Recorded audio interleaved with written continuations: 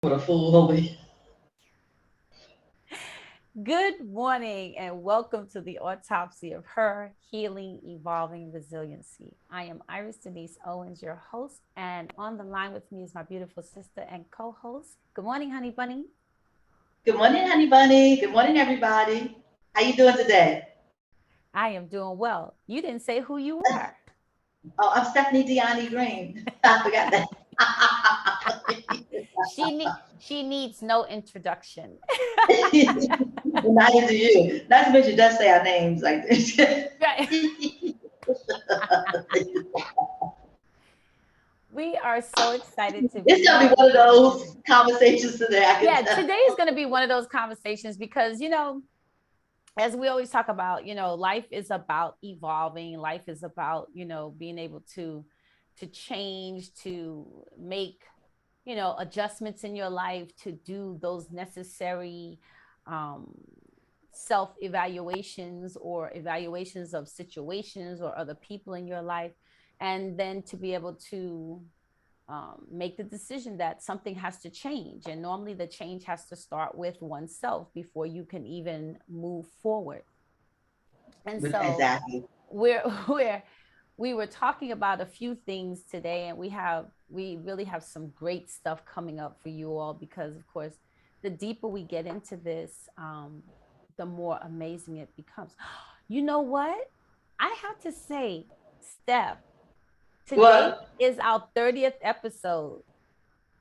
Oh my God! Already? Today is our 30th episode. So yay for us. Oh my God! Happy birthday to us! Happy birthday to Yes, us! that's right. So Really? 30th episode for the autopsy of her healing, evolving resiliency. And just we are both enjoying this journey so much and looking forward to all that it's going to do, all that it's going to bring us to, and that we're going to bring to it. And so we thank each of you who have been joining us and follow us and sharing our podcast. But please stay tuned because we really have some exciting stuff coming up for you all. Yes, we do.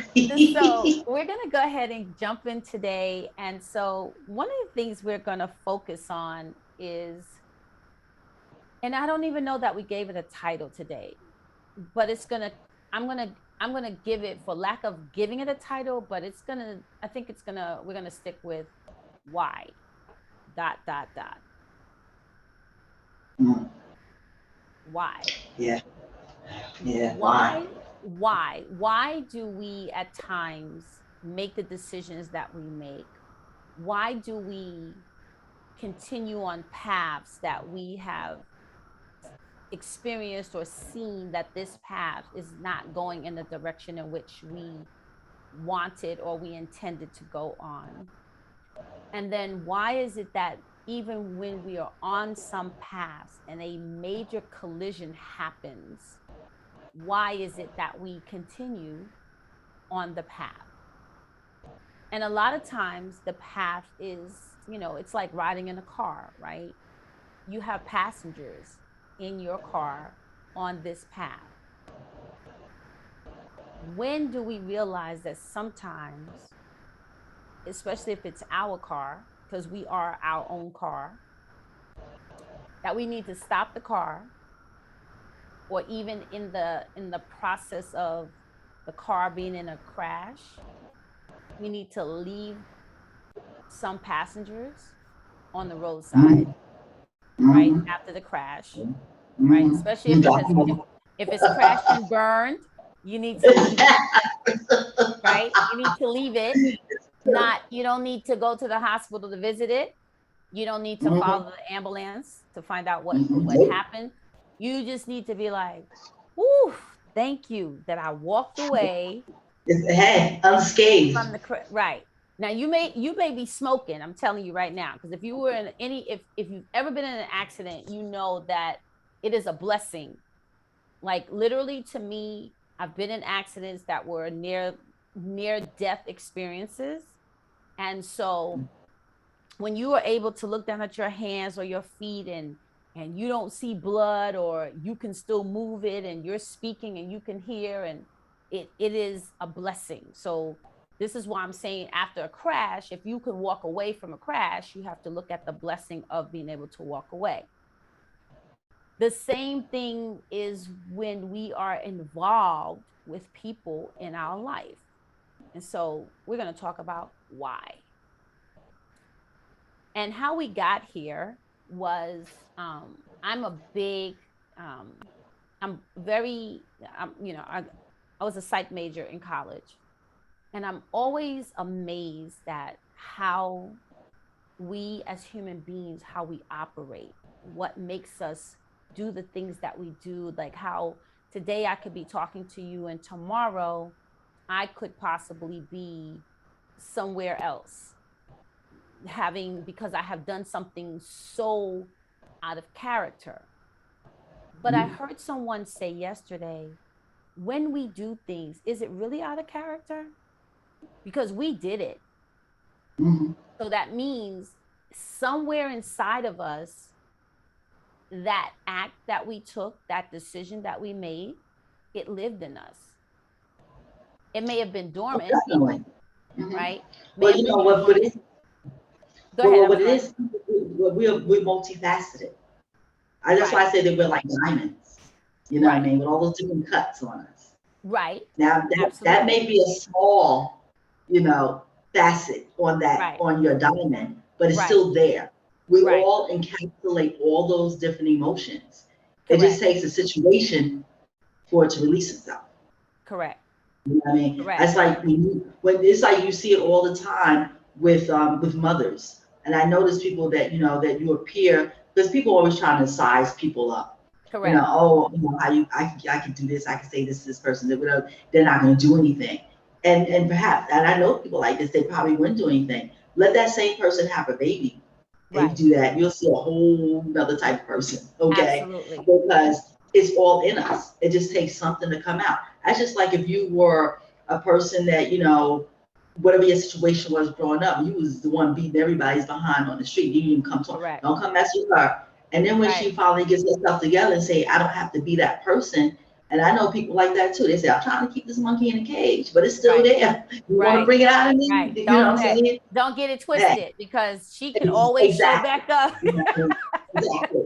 I remember years ago, I knew this guy, not that long, but he was a really cool guy. He was a bouncer. He was a big guy, really, really nice looking. And he just told his kid, like, you can't come into the club. And he wasn't nasty with him, but he was like, you can't come in the club.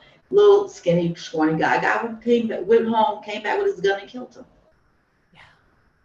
Wow. Just because he won't let him in the club, And it's like you have to, and I think that when you see, to me, those people that appear very meek and people have stepped over and all these kind of things, those people to me are very dangerous. Yes. Because when they wake up or something you may just be the last person to say something to them. And it doesn't have to be mean, but to them they took it mean. Everybody jumped, and then all of a sudden all hell breaks loose with this person. They go on a killing spree and start killing people. They pull the gun. It's crazy, but it was all in us. It just takes something to evoke it, and then it takes something else to hold it, like, because it's pain, really, what it is, and trauma. And pain and trauma, exactly. Mm-hmm. So if you're able to heal from that, and then you could go in, if you learn the tools, because some people are quick-tempered also. You know what I mean? Like when you think about all the things that happens with athletes and things of that nature, like how, like especially football players, they all those concussions change your personality. Yes, you want to be involved with the athlete, you got to take all the other stuff that comes with it. Mm-hmm. And a lot of stuff does come with it. And that's why all the things that they do, they're like, why they do? Like, they had a lot of trauma to their head and all these kind of things. They're still playing, talking about boxers, back in the days, talk about Mike Tyson. All those things have an effect on you, and it takes a special person to want to deal with that to begin with. Okay. Right. And not to mention that everything else that comes along with a relationship between a man and a woman, Right. So you have to, I think you guys see women, I can get over on him. I could take him for granted. I've heard women, I had a cousin, And she said, date this guy. And she said, she even had her children call him stupid. Like, oh my Oh God. my. You know, oh yeah. Right. Because well, the child is gonna repeat what she says. And I used to like feel for this man, Thank God nothing ever happened. Eventually they broke up and she married someone else. But through the time that, oh, he's so stupid, he's so stupid. But I know many people like talk about these people that they're stupid. And then all of a sudden, like you ever seen the movie with the Tyler Perry movie with Sanaa Lathan, The Family That Prays. Mm-hmm. And like he was really like loving his wife. He didn't get it. But when he got it, that she was fooling around with the boss all those years, oh, it was a whole different thing. Right. But that really happens in real life. Oh, And absolutely. you should never take anybody for granted, not at all. I mean, you Right. have to be very careful. And I think that it's a very dangerous, rabbit hole you're going down when you start doing those things with a man or with a woman.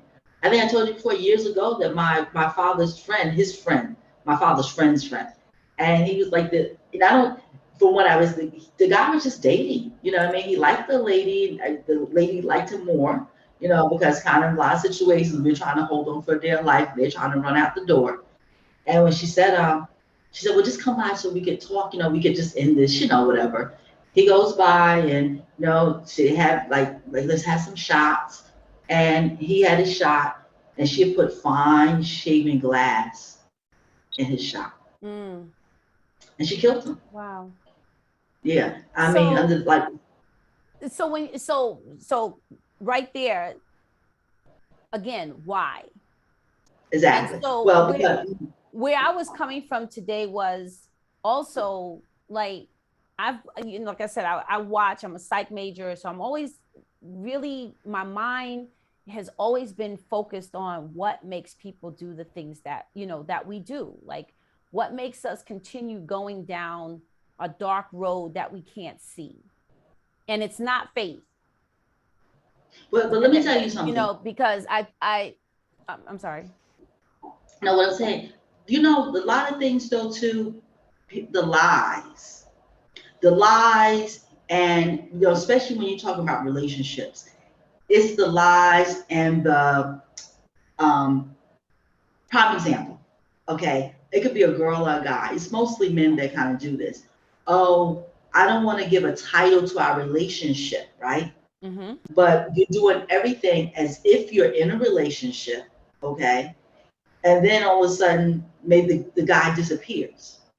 Well, one of And you then are the girl, doing everything. You're doing everything like well, you're no, in a no, relationship. no, no, And a he's lot of doing up. times, but not typically when a person tells you that, they are not doing everything like you're in a I'm relationship. talking about the people that I know. They're One doing is everything like, it's typically I mean, one like person is doing it and the they're other showing up. person is just doing what they do.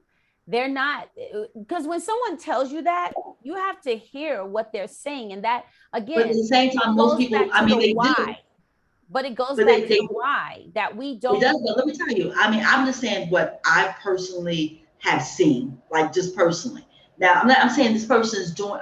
When I say they're doing things, they're doing the most. Like, okay, Okay. you got a wedding to go to, they're with you. Somebody in your family dies, they're with you. I'm talking about, but at the same time, I'm talking about they're doing the most. Not they're saying that out their mouth, but all their actions are doing something else. So what it is you're confusing the person that you're with, because mind you, I want to be in a relationship with you. You're saying to me that we're not in that type of relationship, but you showing up, you showing up, you showing up. I'm not talking about when the person is not doing all those things. I mean, what I'm saying, literally doing Okay. those things. Okay. And it's like, and staying at your house every night. Okay.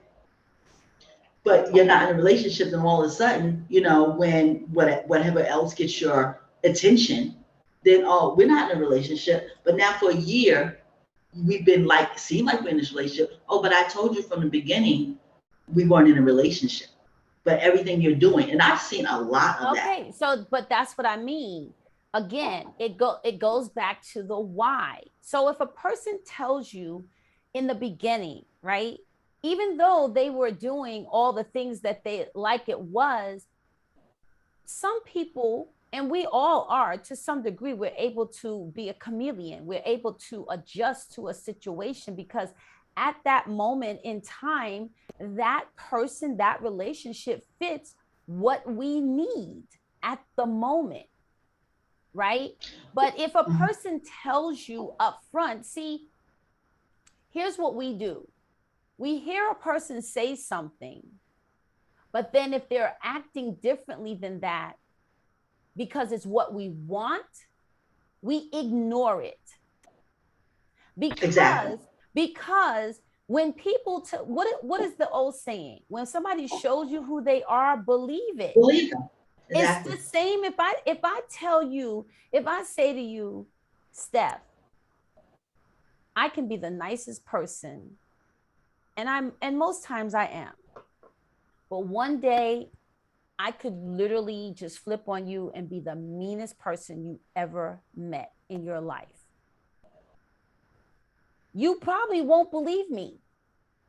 You No, will, I know.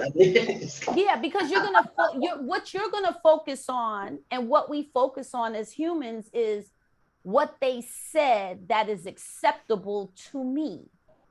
We focus on what they said, right?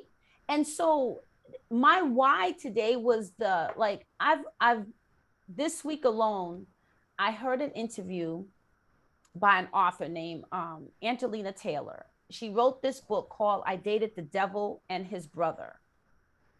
And she was doing an interview on a podcast. I think it's called Real Talk. It's on the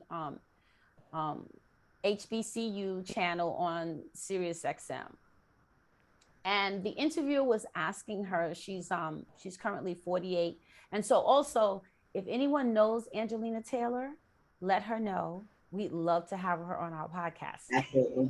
Absolutely. But we're also going to reach out to you, Angelina Taylor, because I love the title of your book and your interview that I heard. I really, really want to have you on because this is just it's like a stew going on with what you're talking about and what we're talking about. And I just love to be able to serve it up, literally. Exactly. But Definitely. her book is talking about her. This is about her life, and she is currently, I believe, 48 years old, and she her last relationship ended not even a year ago. I think she said this month, November, or the end of this month would make it a year that she would have broken up with this person. In any event, her first husband, she said, was an alcoholic. And she said when she met him, he told her, I drink. And so she was like, okay, right? But then when he drank, she was like, oh wait, what's happening, right? And not necessarily that it was a surprise to her, because why? He told her. She just did not, I gather, you didn't understand the depth of what he meant by when he said I drink, and what the consequences, or how that rolls out, or how that plays out in your relationship and in your marriage. Then she said she met another gentleman who was a womanizer, right? And so it's like we hear, but I think what we do is it's like we take a needle and we abstract from that person the thing that we want, because we believe that this person is a good person. And very well they may be. But also, we all have baggage. We all have damaged, we're all damaged goods at some points in our lives. And so, but we tend to listen to that which we want. And so when I say the why, because as women, you and I were talking about this, we're wired so much differently, right, than men, which is how God created us. We are nurturers, we are caring, we are loving, we want to help, we want to be a comfort, we want to be your peace, we want to show you joy, we want to help you experience things you haven't experienced before. We want to be the one who helps you to grow. We want to do the thing is sometimes that even for women who have never had children, right? We are nurturers. And so when we don't have children to nurture, Yeah. You Sometimes nurture we the men. nurture the grown children that we encounter in life. Grown You know, boys. We we nurture the we grown we boys. we trying to rock them on our laps, and we trying to Mm-hmm. have them suckle at our breasts, and we, Mm-hmm. yeah, girl, no, we have to stop it. But That we when I can't think re-raise them. about it, but when I think about it, that's essentially what we do. Because Mm-hmm. many a times we start to see the things that are not right about a person. As I said earlier this week, I saw several interviews. So earlier this week, I was watching a show. Some of you may be familiar with it, called For My Man. And this is a show basically about it. It's real life crime cases and stories. And typically it's about African Americans, and also typically about African American women, right? Mm-hmm. Who have either been killed due to domestic violence, have been caught up in situations where they were with a man and didn't know the truth about this man, or knew the truth and chose not to adhere to it, and found themselves in jail, or losing their lives because, Mm-hmm. and I mean either literally, figuratively, but ended up not having their freedom because they went to jail. And so this one woman was a mother of 7 children. She was with a man before, and I believe she was married to this man, but the man passed away. And so she was left with 7 children to raise. Um, she went with a friend. So, of all the places, a friend was going to visit a friend in prison. So she went with this friend, and in this prison during this visit, this man walks in, and she describes him as he had the most beautiful smile, and he was dressed to the nine, and he had jewelry, and his nails were done. And so she had an instant attraction to him. This man then began to speak to her, and she was all tingly inside. And she was like, "Oh, this is my Red." Her previous husband, father of her children, his name was Red. That's how he was referred to.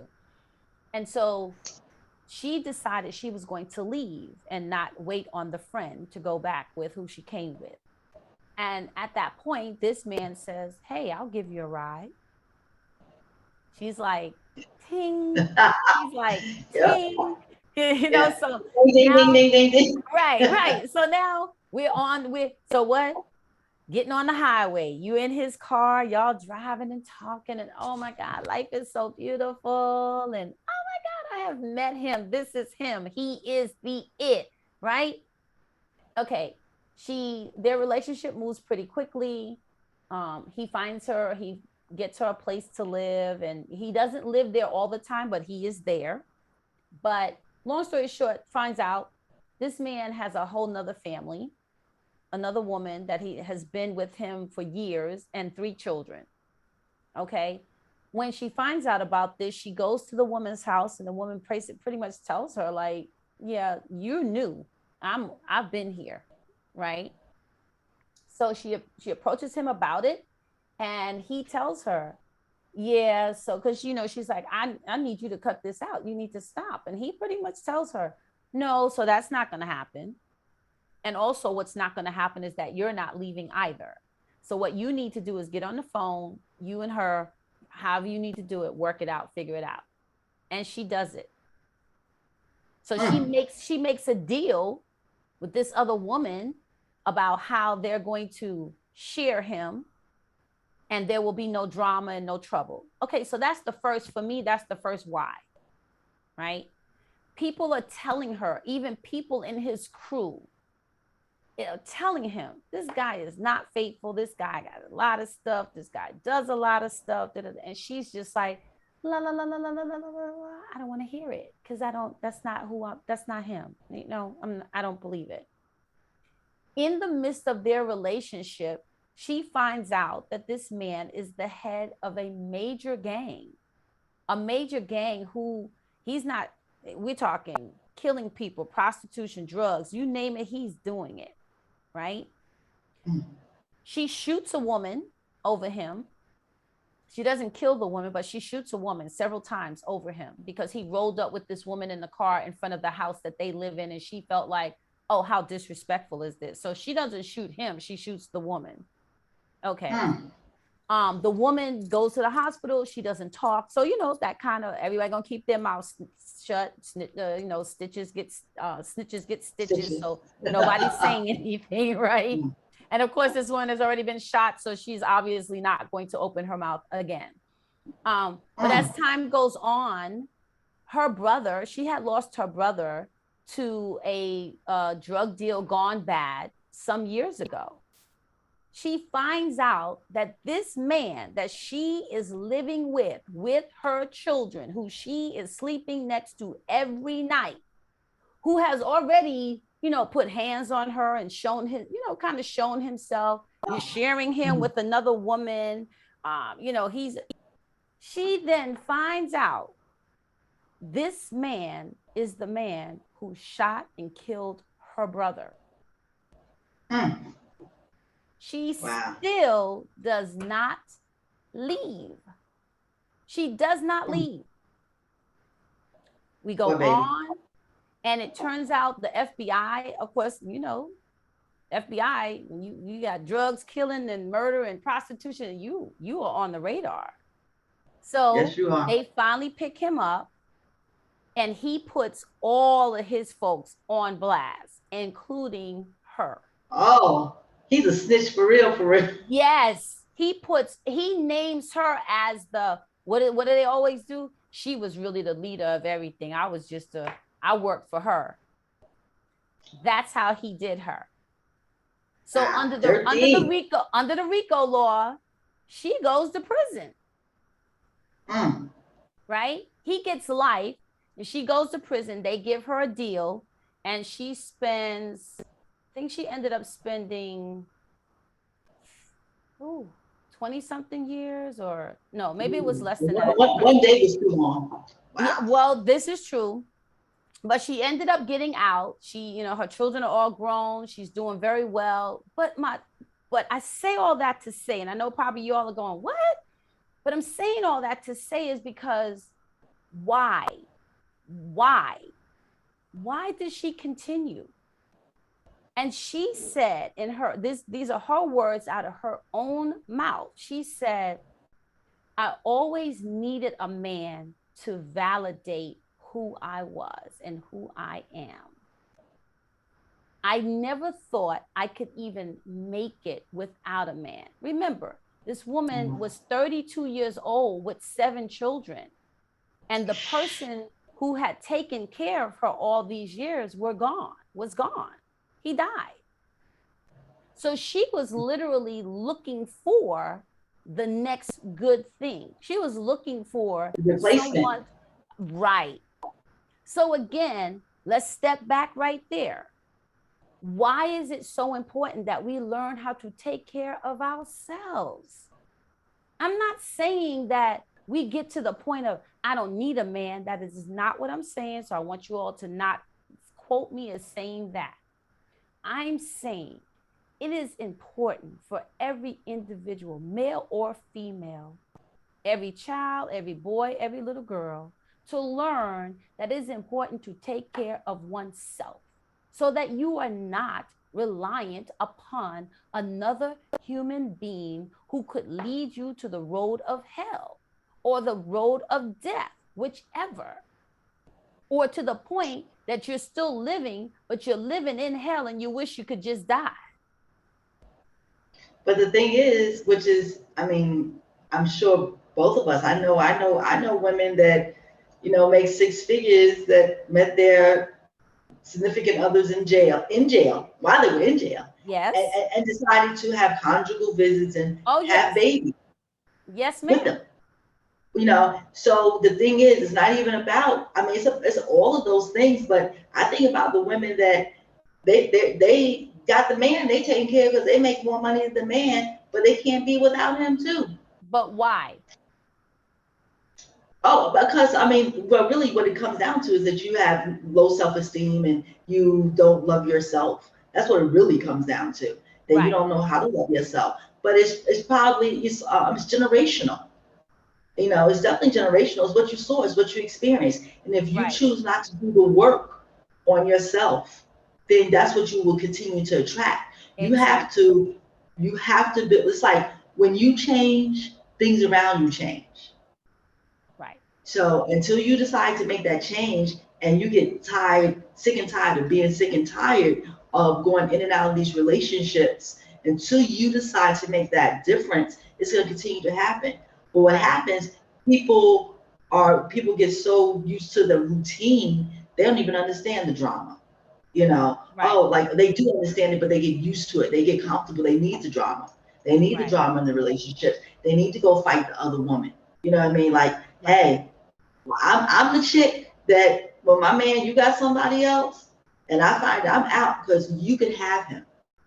I'm Right. not fighting over you for him. I'm not arguing. I'm not Right. calling you. I'm not doing any of those things. Right. You can have him.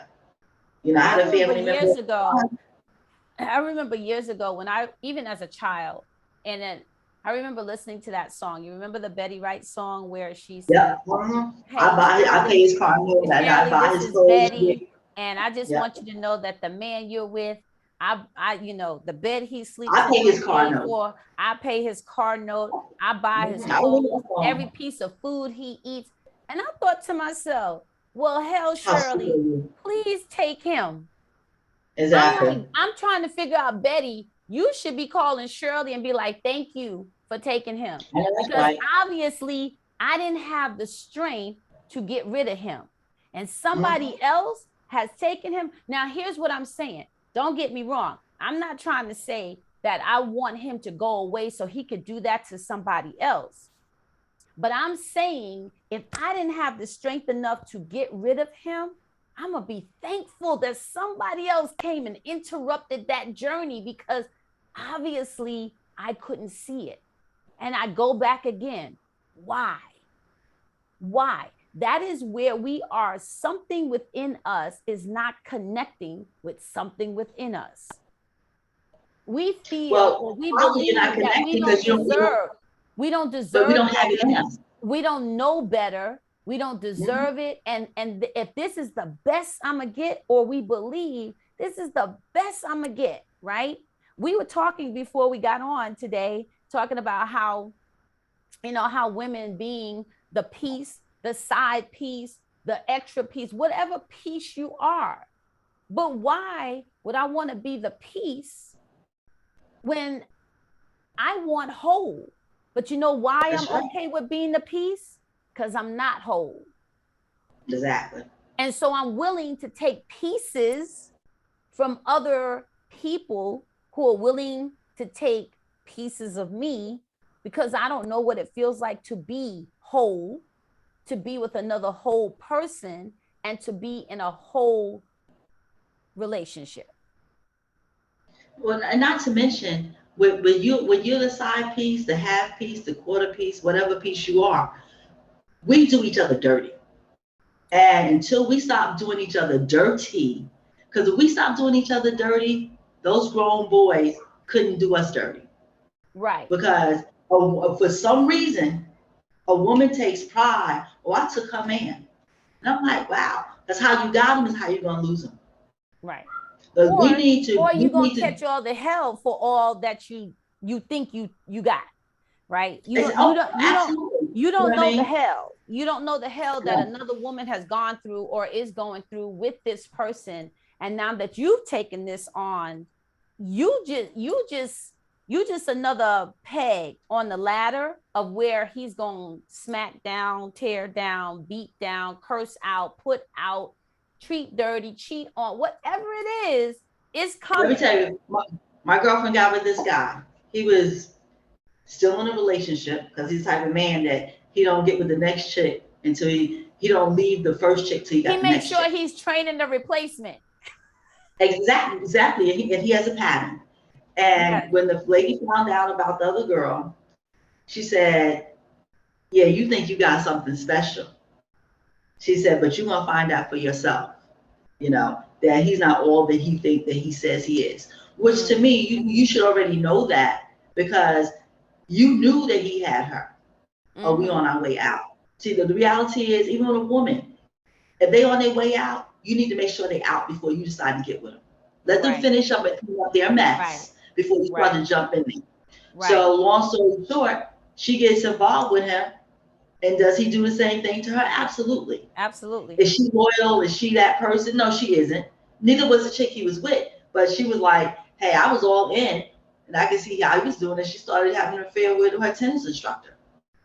So she was definitely on her way out, because when you have people that's see, that's the thing. We attract what we are. So all that energy that you're giving out is coming from somewhere, and it's Yes. not okay. Not if okay if like if they come with your baby and they are trying to talk to you, that's different. But if you decide to say, oh, yo baby, here's my number, then that tells you it's who you take up with. It's not Right. who approaches you. Right. So now, if these married men are approaching you, try to take up with them, it says something about you and your character. Well, it's Okay? not They just just trying to married make men. you We're talking, it's not married men. It is men who are quote unquote supposedly in committed relationships, or women who are in either one, either supposed or. committed relationships. The point is that you are saying that you're committed to this person over here. But the one thing is, I think we as women, a lot of times we forget, right? I am not your Victoria's Secret. I am not your Mm-hmm. secret. Being your Victoria's Secret is not a good thing. When a man comes to you with the negotiation of, well, I'm in this situation. Well, stay in your situation. I don't need your situation. But we as women, again, because of who we are, we'll be like, okay, I'm going to listen.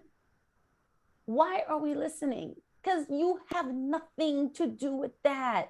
That is This the is pulling bait. you in. That's the He's bait. pulling you That's the in. bait. The bait is for you because he knows as a woman, we have that, oh my God, I'm so sorry that's happening to Really, she was you. mean to you? She She didn't was cook your what? dinner? Oh What? my Oh my God, God. what? I love to cook. If I right, I love to cook. I love to clean and listen, Poppy, whatever you need, I got you. You don't have to worry about that kind of stuff because I got you. I will never do you like that. And we do that every time.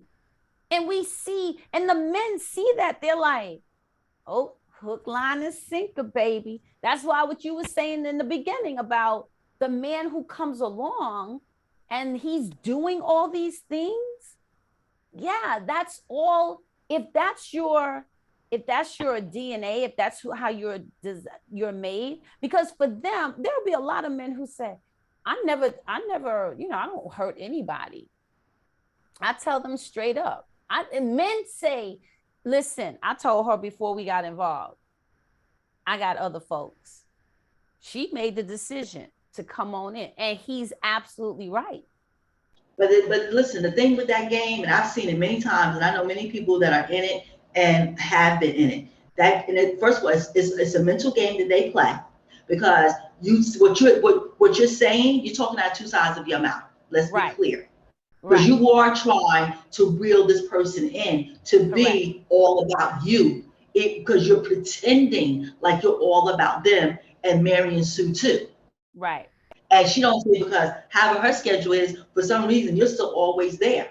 So what we now, because they do, I tell them what's going on. But what we fail to do is, okay, this is what he told you, but this is not how he's showing up. He's showing up every day like he's your man. Okay. So Right. but what we need to, like, yo, I thought you said that, we just, casually dating each other, but you here every day. Because Right. if you came back with that conversation, then I need you to act like that if I chose, Right. if I choose to be in a relationship with you. But no, it's a game that they play. Oh It yeah. is truly a game that they play to make you sit up and be, oh, he's like, well, something must be going on over there. Because the reality, we don't want to have the hard conversations. And the other thing about these men being committed, when the big picture, okay, everybody doesn't want to be married, but the only true commitment is marriage. Because I've seen people walk out of 20-year relationships because they could, because there was no marriage. So until you, and it's true, like my mentor says, until a man walked you down the aisle, he really ain't doing nothing for you. If you're trying to build that life, how can you build a life? You can't build a life on, oh, I love you, even though we don't have that piece of paper. We have both been married. And let me tell you, when you have having Mm-hmm. children, all these things, that piece of paper is everything. Oh, that Whether piece it of works paper is or doesn't work. everything.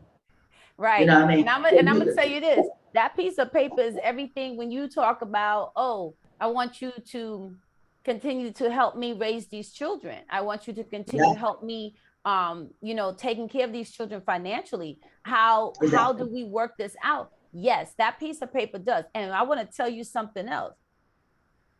Being a realtor, don't we know? That piece of Mm, paper means everything when you have everything. decided that you were going to take your hard-earned money and buy a house with somebody who you were what? Not married to. Don't And they do didn't it. put your name on the deed because they told you, Mm-hmm. I got you. Mm, Mm-hmm. yeah, they got you. Watch They what did get you. happened. They did get you because they got you all the way. Because guess what? That's right. That home is no longer yours if their That's right. family, I don't care who it is, cousin, daughter, sister, brother, mother, father, decides that this is our baby house. This is my Exactly. son's house, and we Yeah. want you out. Yeah. Mm-hmm. Yeah. And now you That's right. have to fight or attempt to fight to get this right. So you're right. That paper does mean everything in situations. It's a legal contract. That's the That's thing right. we forget. Though it is marriage and it is relationship, or though when we are in relationship with people, it is a contract according to the law. Hence the Is that reason arm you why take a you got to go to court to get divorced. Because if it wasn't exactly. legal, you could just be like, you know what, I'm out. Deuces, peace be unto you. But it's just like being involved with a person who's married. Okay, so I this happened to a girlfriend of mine. She good. He doing him. She's doing him. They was separated like 10 years. He done set up house with somebody else. What happened? He died. Mm-hmm. That house that he lived with that other woman and had a child, wasn't sure of his child, whatever the situation was. When he died, that woman could not bury him. Right. Okay. My girlfriend was on her way somewhere. They called and said, she's like, okay, oh, you got to bury him. His mother couldn't even touch him. Okay. Right. The woman he built a life with couldn't touch him. Right. The mother couldn't touch him. Only the wife Right. could touch him. Okay. So you don't have your stuff in order. But let me tell you, Right. I don't think that kid got nothing because she could never prove that kid was really his. Okay. There you go. And let me tell you, that was a wrap. She got everything, everything. Right. They had been together for 10 years. But Okay, why? and people do. Because there is a legal documentation that Yeah. says she is entitled because she is Mhm, what? The wife. The same way if mhm. a man decides, a woman decides to leave her husband and she doesn't ever divorce him, bruh, want you to I know that's know right. whatever Mhm. you all built together, like Steph just said, if something happens, That's right. you have no rights to it. No You have rights. no rights to it. People can come basically without documentation, as people say, it's Mhm. just a piece of paper that doesn't matter. Oh no. If it Oh didn't no, no, matter, no. if it Mhm. didn't Yes, it does. matter, people wouldn't have to pay child support. If it didn't Exactly. matter, people wouldn't have to, have to say, Say hey, if alimony. I got these kids, I want to move to the next state next door. And the person goes, Nope. no. Nope. And you're like, wait, what? I can't. No, Nope. because I'm not coming to that next state to see my kids. I want my kids over here Exactly. where I can see Mhm. them, right? Where I can be with them and spend time with them. If it didn't matter, right, you wouldn't get money when you have paid insurance on these. So to say it's just a piece of paper, totally agree with you, Steph. This is a legal contract, and people need to understand that. And we have said this before. I know I've said it, Steph has said it. When you have children, it is not just about you. The That's right. why, your why in life should become your children. Exactly. Which is why Exactly. sometimes, I know so it's crazy. And I remember thinking that was crazy as hell that happened. But I know someone who had a child with someone, and that person didn't want to be a parent to this child that they had together. So the woman said she met someone else and she was getting married.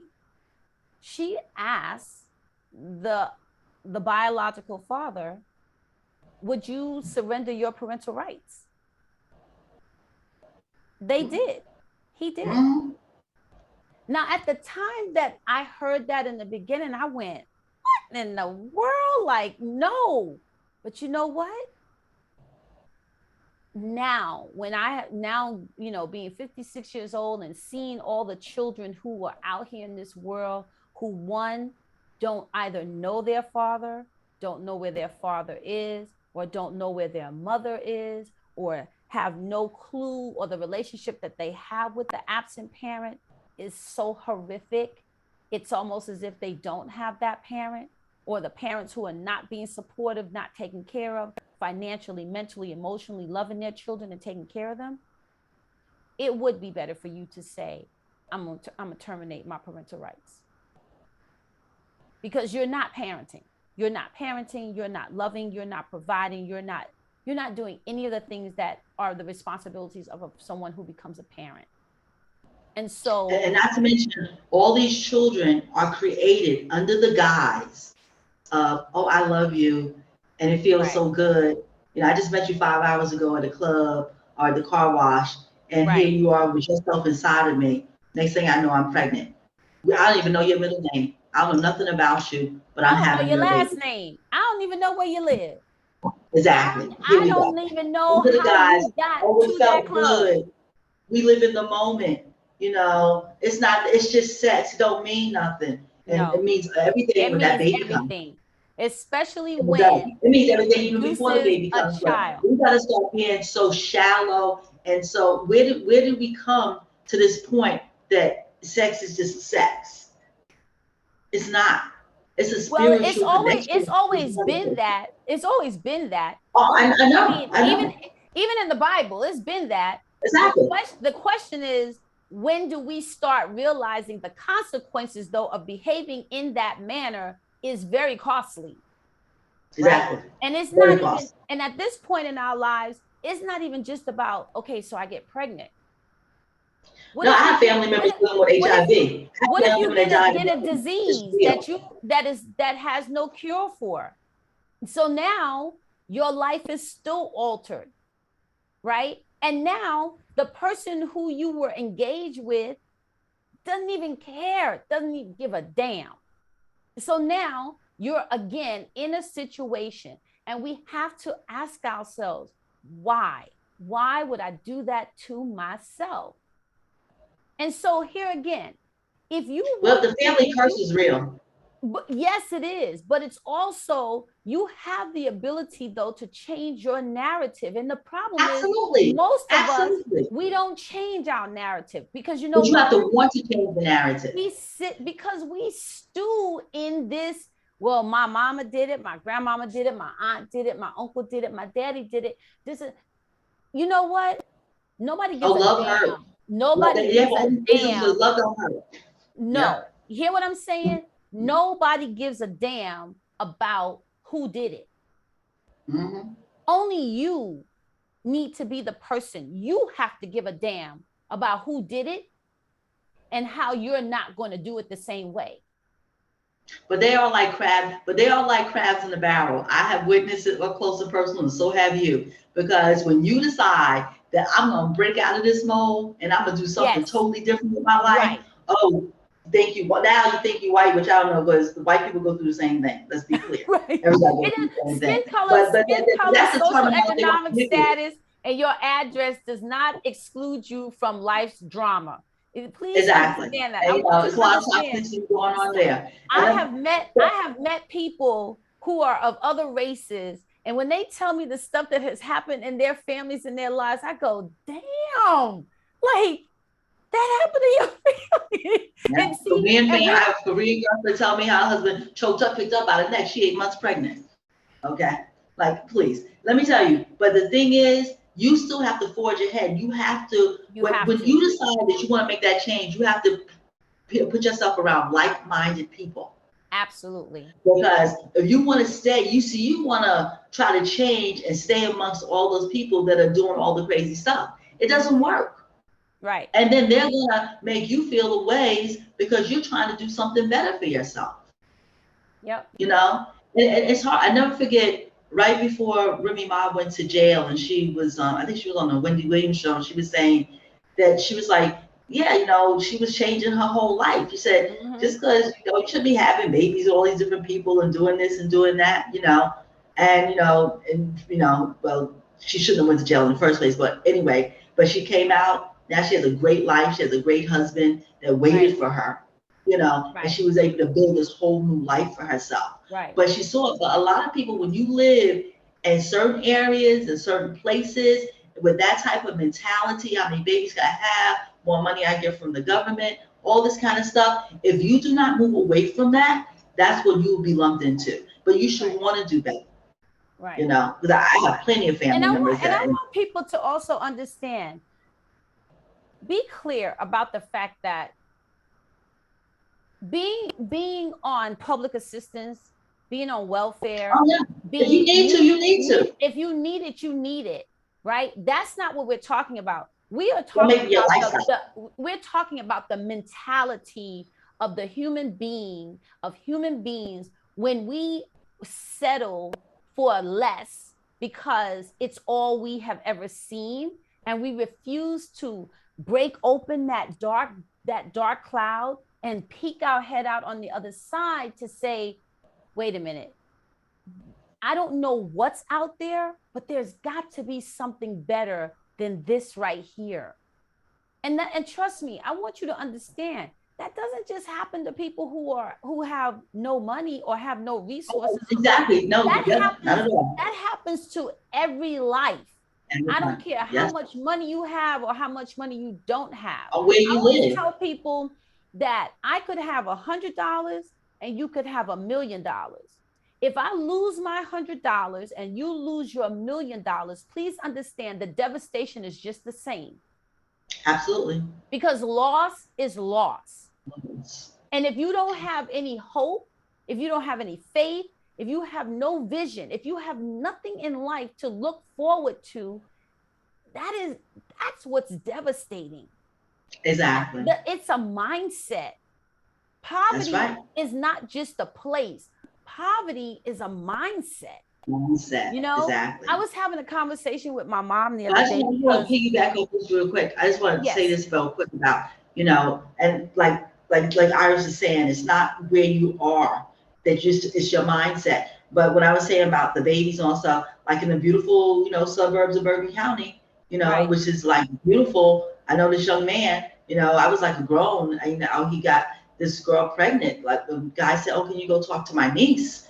Come to find out he had 3 girls pregnant, one on like each block, all pregnant at the same time, in an affluent area. So it can happen anywhere. Let's be clear. I'm not saying live in a certain place or whatever, but it can happen anywhere. But you just have to have high self-esteem and know who you are. Just because you're living a good life doesn't mean that you still don't have that mentality. You know what I mean? I have my great friend. She's living in beautiful suburbs, whatever. And, her husband's an bigamist. He has a whole family on the other side of town. Right. With all these other kids. And she got kids too. So it happens everywhere. But it's about how you feel. It comes to how you feel about yourself and your mentality level, like that's not okay. Right. I know women put up in mansions, but he got a mansion over here for the wife. Right. And then he got a mansion over here for you, you the side piece. Right. Does that still warrant you to be a side piece because he put you in a mansion? No. Does it matter? I was having a conversation with my mom the other day because I have one of my friends on Facebook is someone that I grew up with in the Bronx, in South Bronx, on 169 and Webster. Shout out to 169 and Webster. And shout out to 169 Boston Road. Yeah. And so this person made a post, and his post stated, growing up in the ghetto in the South Bronx. So I was reading that and I said, wait, I grew up the same place you grew up. That wasn't the ghetto. And so I was sharing that with another friend who says, baby, you did grow up in the ghetto. I said, no, I didn't. And because, so my mindset, a ghetto is, right, impoverished, run down, no resources, people are, desolate. That's a ghetto to me, right? And I argued the point to say, I grew up, yes, in what people deemed the projects. But when the projects were built, right? It was beautiful. They were beautiful. And projects were created for working families. Projects were created for working families who were in the process, who wanted to transition from being a renter to being a homeowner. When you moved into the projects, there was a whole process before you could move into the projects. You had to prove your income. You had to have a job, and not just any, you had to be a working, contributing individual of the economy of the United States, right? Mm-hmm. And projects were beautifully built. They had parks. Think about it. All the things that projects that people later on called projects, right? It provided a totally different outlook and lifestyle from what a quote unquote ghetto was, what a ghetto looked like. Because a ghetto typically has nothing, right? You have rundown buildings, you don't have resource, you don't have parks, you don't. So when this person said to me that we grew up in the ghetto, I was very offended. I said, I grew up with both my parents. Both my parents worked. I went on vacation. I was never hungry. And even the kids that lived in my building who may not have had two parents, in most of those cases, those parents were not divorced. Those parents were widowed, male and female, right? So for me, it was really hard to wrap my mind around you grew up in the ghetto. And then someone said, well, it's a different thing. And I said, no, I'm still not going to deem that I grew up in the ghetto. That wasn't the ghetto. That was not the ghetto. We had an apartment building. It was beautiful, the apartment building. They sold those condos, just huge pre-war buildings. Exactly. I mean, give me a break. Yeah, come on. My sister still lives in the Bronx on the Grand Concourse. She has a doorman and everything. Okay. There you go. Thank you. And so now I will tell you, the last time I went to my old neighborhood, oh, damn well, it's the ghetto now. It's like little Vietnam. It was crazy. Yeah. I literally went in there, and this is before my dad passed away, to see my dad, and I was in tears.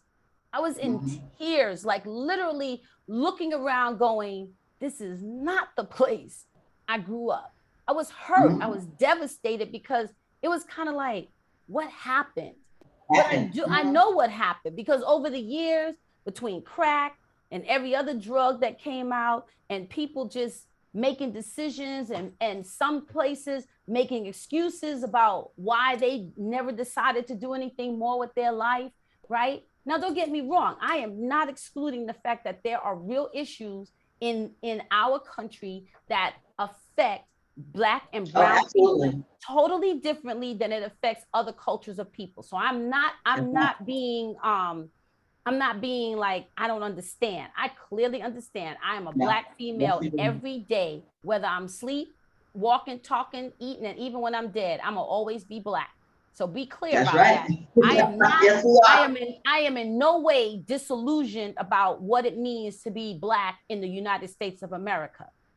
Yet, this is where I am born and raised. This is my home. This is where I've lived, and I am going to live here and continue to be proud to be an American, because this is who I am. I can't denounce being an American. This is who I am, right? And so, well, I could, but I'm not. So let's be clear about that. So don't text me and go, you can. No, I know I can, but I won't. Well, my friend, he has dual citizenship now. Now he's Japanese citizen, and he's a Black American citizen. Well, so he has dual citizenship. Like, you go for it, Black Japanese. but I want people to be clear that in every situation, and I have Because I have had many conversations, I mean, to the point of fighting, screaming, crying about everybody can do something different. And there are some people, you know, there are people who say, no, everybody can't. I refuse to accept that. Every day that you wake up is a new opportunity. Now, maybe your opportunity may not be leaps and bounds, but you can always work towards something.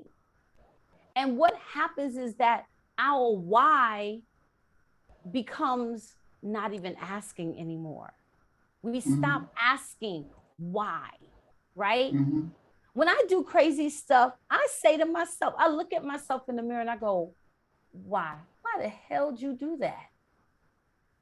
Because I gotta keep checking in with me. Yeah, definitely, because you never stop growing and learning, and you never, I mean, and people never stop trying you with the nonsense now. Right. You know, and so you have to keep. You can't say, "Oh, that won't affect me. That can't happen to me." Oh, yes, it can. Yes, it can. Yes, it can. Yes, it can. So you gotta be. It is definitely the company you keep. You have to be careful about your surroundings and people trying to drag you into something. Some people you've been in it and got out of it. Then some people never got into it before. Right. Like I had an uncle. You know, he became a crackhead after he got his PhD. Like, well, who does that? You know what I mean? In your 50s. That's not funny, but I'm just like, wait, you got your PhD and you became a what? Are you serious? Your uncle got a PhD and then became a crackhead? You know that's gonna be a topic, right? You know that's gonna be a topic. Ever driving a cab, all this craziness. It got involved with the wrong woman. And right down, hey, you go right down that rabbit hole. That's what I'm telling. That's why I tell people all the time. You better take care of your children. You have to take it. Like when you see, like your children got mental issues, whatever they have. First of all, you have to admit whatever issues your children have, because when they go out into the world with those issues, and they get grown, and they knock it back on your door at 40, 50 years old, with all whatever drama they created while they was out there due to mental illness and everything else. When those chickens come home to roost at that age, it ain't pretty. It's never. So let me tell you something. You think you had a hard time raising a child, right? If you had a hard time raising a child, which is a challenge. I don't care how sweet or how wonderful your children are. Absolutely. Being a parent is challenging. Imagine when someone is grown, there's no more raising. That part's over. So what do you do with that? Right? I posted this thing the other day. I found this post that says, breaking news. You need to hang out with people who fit your future, not your history. Sure. That, to me, is truth. We have to stop going through this. Well, my daddy did this, my mama did this, and my mama was this, and my daddy was this, and my grandmama was this, and my granny was that. You know what? Yes, they were. And so what do you do with that? You take those things and you autopsy them. Extract from those people, those situations, those life lessons, the thing that will fit you well and benefit you well. Exactly. Don't ignore the bad. Now because when you autopsy, what are you doing? You're looking for all causes, right? The root cause. Exactly. That's right. So you're gonna put the poison on one side and you're gonna put the good stuff on the other side, right? And so then you have to learn to separate those things and how not to keep crossing back over and getting that poison, and how you learn how to rewrite with the positive. Exactly. My mentor, his analogy, he says, you chew the meat and spit out the bones. You take what's for you and you leave what's not. And listen, and sometimes depending on what bone it is, if you chew on those, you get some of that good juice and marrow out of it, but you still got to spit it out because the bones will tear up your gut. So that's a great analogy. I love it. But you have to, but it starts with wanting to be better, wanting to do better. You know, and most people really, you know, you look, it's like, wow. And talking about the projects, what they building now? Up here, they building nothing but a whole bunch of projects. They're all brand new. They still 3,000, $4,000 a month. But what they are essentially are projects. And they build them in all these affluent towns. You see these builders, high rises going up like left and right, communities of them. Which is the same way a lot of those projects that have run down started. They were beautiful and everything like that too. Yes. You know, so 20 years later, you would hope these would still be, because there are some buildings that went up that are still beautiful. That just, they've been there for 40 years and they've always been beautiful, you know. But then you get those some that weren't maintained and all this stuff. They just start letting anybody and anybody move in. And there we go. Right. Because again, it goes back to when you are given something, when you are blessed with something, there should always be expectations. And when you are allowed to not meet your expectations for anything in life, we've pretty much all seen that. You know, you remember when your parents used to say, like you said, I didn't do my homework, or your teacher said, you know, you're like, I didn't do my homework. Your teachers be like, well, you know what? I got mine. I got my education. I got my education. I got my education. I got mine. Exactly. In real estate, we say, hey, people fool around about the house and wow, no, let me think. You know what? I got a house. You need a house. Exactly. Right? I know where I'm going home tonight. You need to figure out where. How much longer you got on that mortgage commitment there? Yeah, they locked in your rate, right? Right. Come on. You know, let's make a decision here. Right. But you have to put in the work. You have to stay committed to your expectations. And it starts with yourself, because once you have your expectations that you have for yourself and you rise to that level, you're going to attract that person on your level. You know, I'm not going to say you're not going to attract love, you will, but like I said, it's who you decide to take up with. Right. Okay. Our grandma used to say, if you lay down, they say you lay down with dogs, you get up with fleas. Exactly. That thing is going to be relevant to the day we die. And it'll be a whole nother generation of people who will come along and they will be like, what? Yes. Yep. It's true. So certain things that we do, if you take up with the wrong crowd, you always gonna end up on the wrong side of the fence. And we start procreating with these people, men and women, and I've seen on both ends, it ain't pretty. You cannot go and have babies with any and everybody, honey.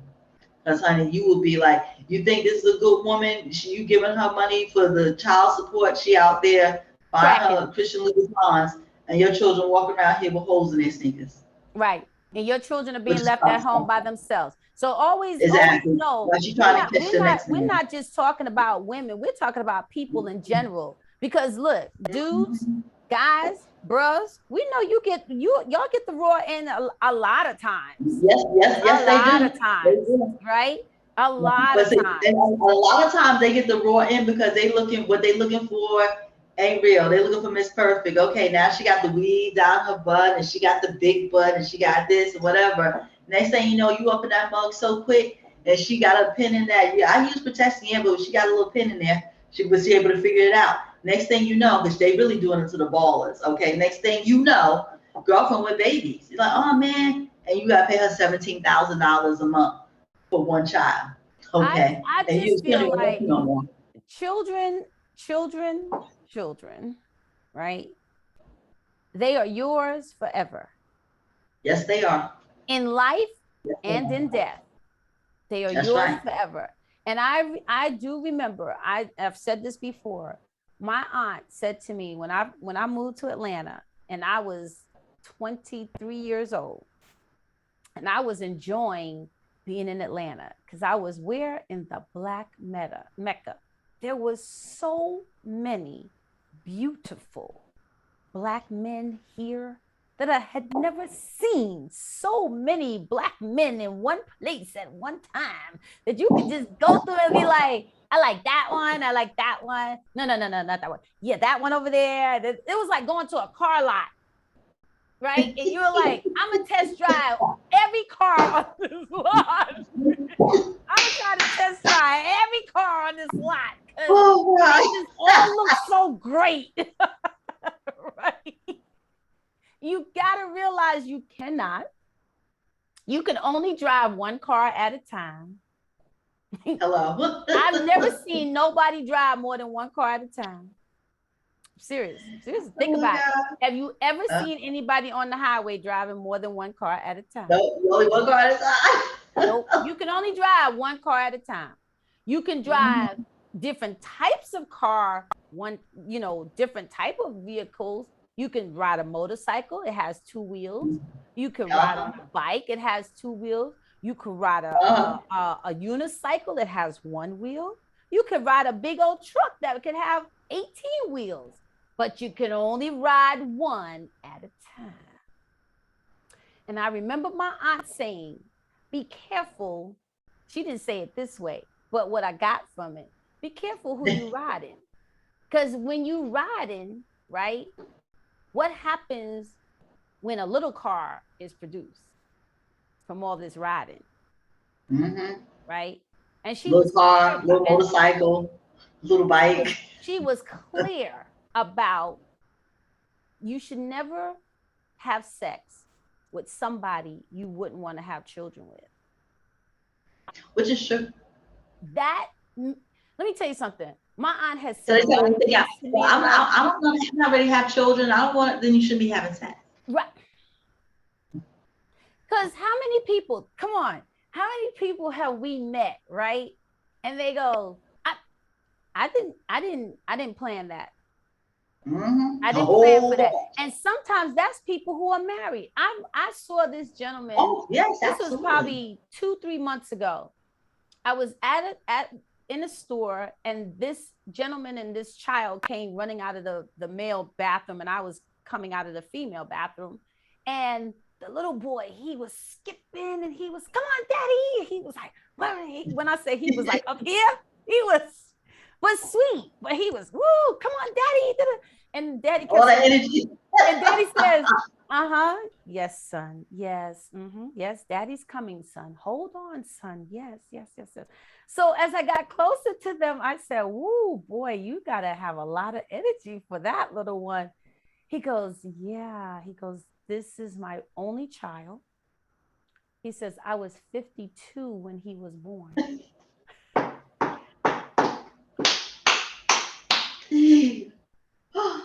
And when he got to the wife, I don't know how old she was, but she looked much older than he.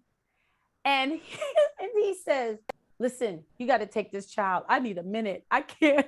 And I was thinking, see what I'm talking about? This man. So there is the point is that it's just like we'll say, oh, okay, I'm using protection. I'm gonna do this, and sometimes we don't. I was telling my mother a couple of weeks ago that I think the one thing about being human, and it is probably why God designed it the way to be married and to be with one person because you know why? Human beings hate condoms. Human beings hate condoms.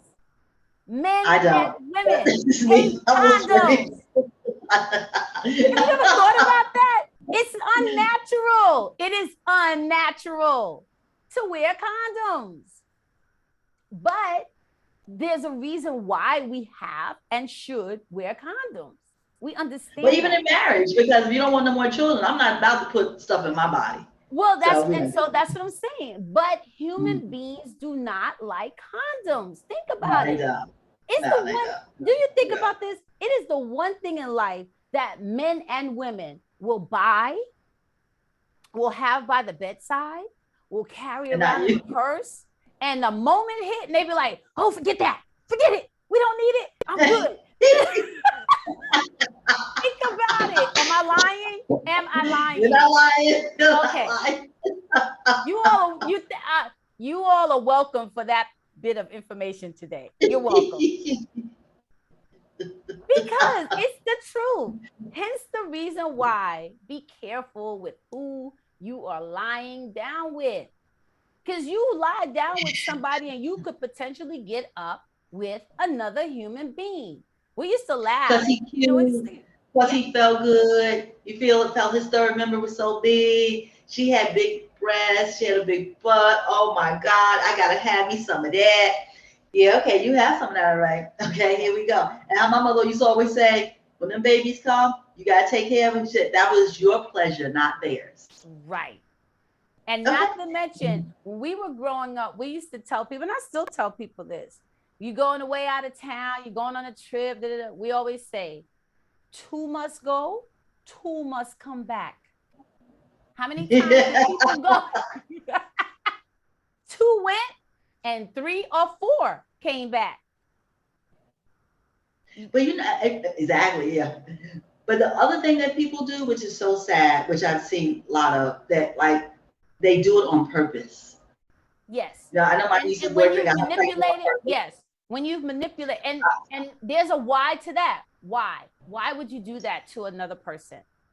Well, I know why. Like in that her situation, and I know why women have gotten pregnant on purpose. You can't keep a man, even in a marriage. You can't. I could see where my marriage is going. Why would I want to bring a third child into that situation?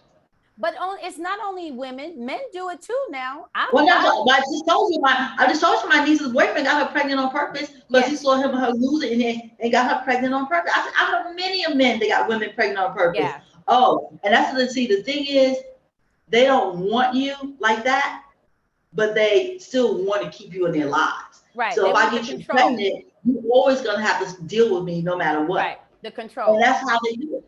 Exactly, which is horrible. So now I see a lot of that. My niece's boyfriend got her pregnant on purpose. Because he's losing her. It's like whatever, and that's what I used to tell when I used to talk to young girls and my daughter when she was in high school. And the girls always talk about, oh, she jealous of me and all this kind of stuff. And I would tell them straight up, don't worry about none of the girls being jealous of you. You need to concern yourself about those boys being jealous of you.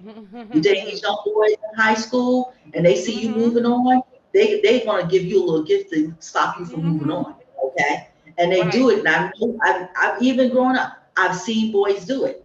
Yeah, let's see how far she gonna go. Because you see that you're not going nowhere. Right. That's why hopefully when And, you and deal and with it goes back to people, why. Why? exactly. Why would Because another like they were, person? Why would a young person, an old person, any person want to hinder the progress of another human being? You don't own anybody. control. You're control. You're not gonna, I can't go where you're going, so I need to keep you here with me.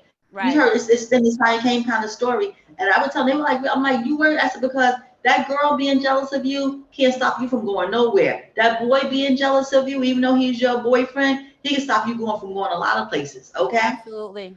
So trust Absolutely. and believe. That's what you gotta watch. But if you need, that's why it's like not somebody exactly like you, but somebody that has ambition, that have goals of where they're going. When my daughter first got her boyfriend, I talked to his mother. That's I have dreams for my daughter. Her dreams, like not my dream, but I know she wants to accomplish things. And she Right. said I have the same for my son, and we were on the same page, Right. and that felt good. You know what I mean? And so, but sometimes you meet somebody like my sister, she met her boyfriend in college, thought he went to school there, didn't even go to school there. They say, she's pregnant. Mm-hmm. So you have to be really, really careful. People will stop you in your tracks if you allow them. Even husbands. Now you have to be careful too. Just because you marry somebody don't mean, because some of these husbands could be like, I'm gonna keep you barefoot and pregnant. Okay, y'all married 5 years, you got 6 kids. What is he doing? And all of a sudden, like sometimes we lose weight, sometimes we don't. So you are literally, you can't move from all those kids. And then Nope. he started doing his own little thing. It was a reason he kept popping you with them babies. Yep. They help you take care of them. So you have to Yeah. be careful with that too. And it's funny you would say that. My first husband was, um, as far as I knew, college educated. Came from a great family, a good, strong Caribbean family, father who was head of the household and all of this stuff. Only to find out I didn't that, know he was Caribbean. oh yes, they were Jamaican. Okay. Only to find out that he never he went to college, yes. Probably only a semester, if he even finished the first semester. And then he came back home because I believe he had a nervous breakdown at college and he never finished college, but he lied and said he was college educated. And we take for granted, why would someone lie about that, right? Why should I ask to see your college degree? Why should I ask to see, let me see what school did you go to? Let me go to that school and look you up.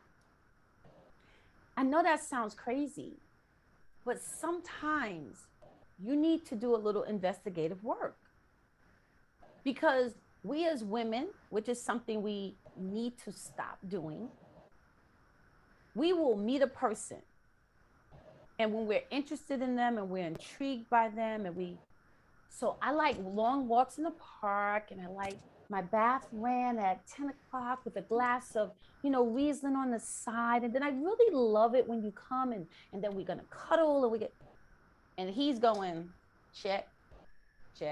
What else did you say you like? Oh, you like sprinkles on your ice cream? Yeah, okay. Yeah, okay, I got it. And then for about 3 months, all those things happen. Yes, every last one, baby. Yes. He put double sprinkles on your ice cream.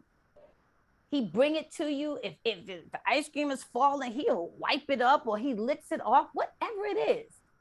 And but listen, we so crazy in our mind. We're thinking like, how does he know all this? Because we don't talk so much, we forgot we told him. Right. And then he does all of these things. He's doing all of these things. But we never had given that person the opportunity to show who they truly were. Like, how do you act in relationship? How do you treat a person in relationship, right? What is your way of what is your love language? Or your exactly. I really like you strongly language. Gary Chapman's The 5 Languages of Love is the best book ever. Yes. But before we get to love, we have to like each other. And I can only like what I know. But see, that's the why. You hit it. Okay, so that's it, because that's what happened. Exactly what happened. Those pheromones and those hormones start kicking, and then you hit that bed. Then after you hit the bed, oh, that was so good. Then y'all start talking, and you be like, I don't even like this person. But now that I have shared my body, right? Because I gave it away. I gave away the cookie. I gotta try to make this work with somebody I don't even like. Right. And the only place we make music is in the bed. Right. Or we and it's really built on lust, because you don't love the person, you don't like the person. But we justify that by saying, because we have slept with someone, right? And I don't want to be labeled as being anything other than a lady, anything other than being classy. We will say, I do like this person. I love this person. I'm all this about this person. Well, mind you, when the hormones and all those kind of things, you think that you love this person. Right. We're lying to ourselves. And then we keep pressing this. Well, because already, right? You remember when you were in school, you write your name and then you write his name. He was the worst kid in school. He was not smart. He got in trouble all the time. But you was like, oh, I like him. I'm gonna put my name next to his name. Yeah. We still do that in adulthood. We meet someone and we become enamored with their looks and the way they speak, and most of all, the way they make you feel. The way they make you feel. But have you ever thought about, how is it that someone could make me feel so much outside of how I normally feel? Mm-hmm. Because what am I feeling when I'm not with that person? Mm-hmm. Exactly. Well, us, we're probably feeling them because a man, they see you, they think about you, they may think about you a little bit. I mean, as the relationship moves, if you're moving at a decent pace. But a woman, we go on that first day, we feeling all these things. We are coming home. I know this girl, she went on one date, came home practicing the name and thinking about him. So that's really what happens. We run the relationship. This is what my mentor says. You run the relationship in your mind. So Right. in your mind, since you're constantly thinking about it, it seems like the relationship's been longer than it actually has been. Right. You putting So more by the stock time you ran in into your it than mind, it. it's a Yeah. week, but you ran it's like a month because Right. you keep thinking about it all the time. Right. He's not really thinking about you like that. He's thinking about you when he see you because he's on his business. And we need to learn that, all right, we're dating, we went out, I gotta go home, I got other things to do, and not just thinking about him. Right. You know, that should be we should build to Yeah. those things. We're And that's trying to why will people we're trying to will a relationship into place, and we don't know this person. We don't know like we were enough together for about a year this and we only been person. together for a week. You see people Right. in those kind of relationships. Right. They're like, oh, we like an old married couple. How long y'all been together? 2 weeks. 2 months. I'm like, 2 weeks. It's like, oh my God.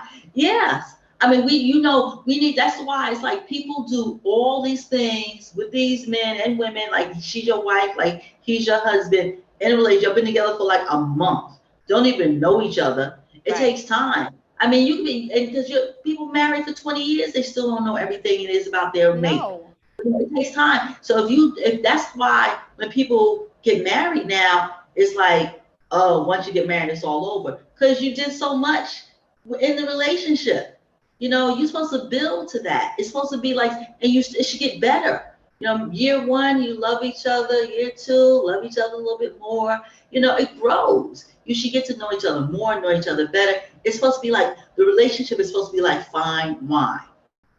Gets better with time. Not, oh, did the wine already peak and once the wedding, now it's done. Right. No, that the wedding is just that's the wedding is the beginning, not the end. Well, the And the wedding way is not. Here's the thing: the wedding is not the marriage. See, because exactly, it's listen, just the how wedding. many? No, it's just Right. the commitment. Exactly. That's No, it's not just the an marriage at event. all. A wedding is an event that we invite other people to come and share in the joy of what And we are witness feeling. our All this commitment together. euphoria, the euphoria that we're feeling of being in love, and so now we want to tell everybody that we're in love, right? And That we we're get gonna make married. this term, well, we're gonna make a commitment Make a commitment with in this front of person. God and law, because it's law, and Yeah, but in front of here's our the family. funny thing. You know what the funny thing about that? And I think it was a preacher or it was someone, I don't remember who it was that said it, but they said the same way we have that energy when we're about to get married and we have this wedding, that when your marriage is in trouble, you should call all those same people that you called to witness your marriage to say to them, we're getting divorced. He said, I bet you the divorce rate would change because it would give you an opportunity to maybe reprocess why did you get married to begin with. And so if you find out that you married not the right person, okay, then you still have choices. You can decide whether or not is this worth working on? Is there something here to work on? Do we need counseling? Do we need couple counseling? And then we also need individual counseling. Do we both or one of us have unresolved issues on our own that we have never dealt with, and now somehow it's rearing its head in this relationship, right? Because maybe I never saw what marriage was. Maybe I didn't have examples of marriage in my life. Maybe no one in my family's marriage ever lasted. So I went in with if it doesn't go the way I expected or whatever, I can get out. I can go. I can leave. Because why? It's marriage. I don't like it anymore. I don't like you anymore and I want to go. Right? So we don't ever get the opportunity, or we don't give each other the opportunity or give ourselves the opportunity to learn ourselves. Because just remember, like every day is a new day. Every day, every week, every month, every year of life should be different. It should be. And I But what don't most mean people that want like to do, massive change, but I'm saying you should be right? growing and your life. So it's evolving.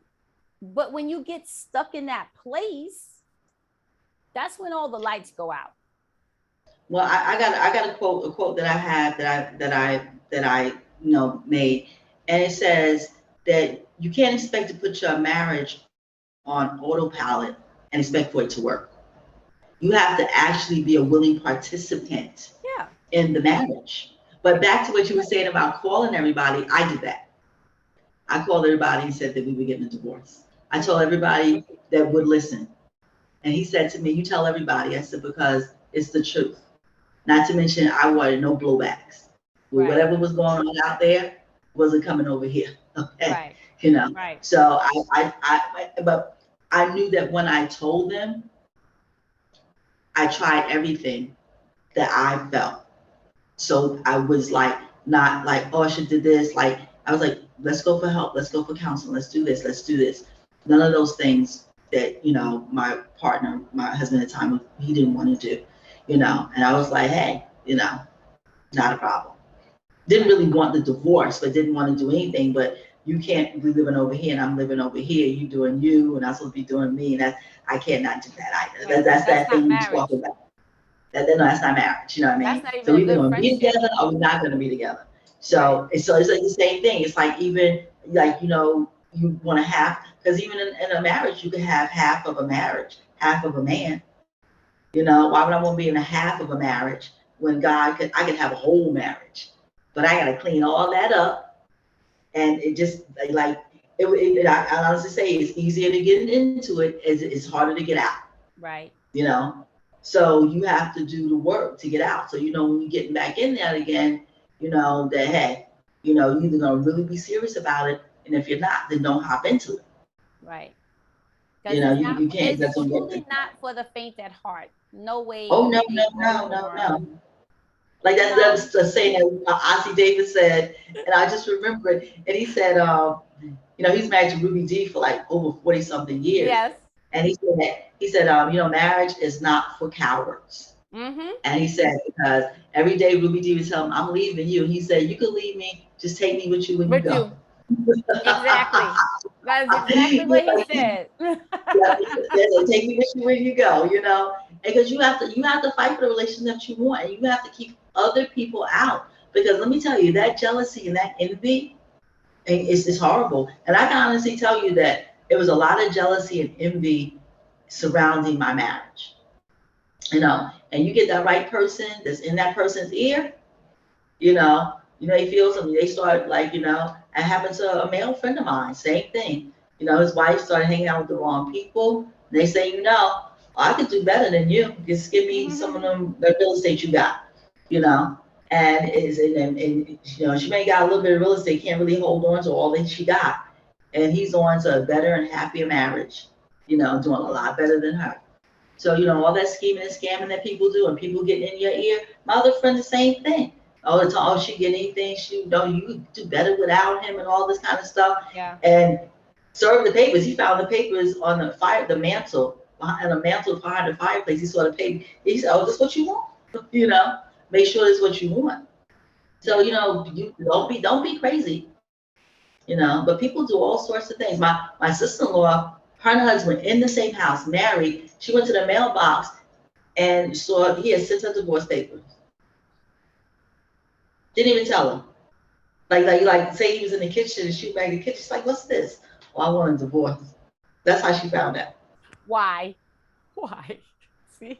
Like how my friend found out when she tried to hide the papers on the mantle, the fireplace mantle, the same way, I mean, he looked at the papers like, what?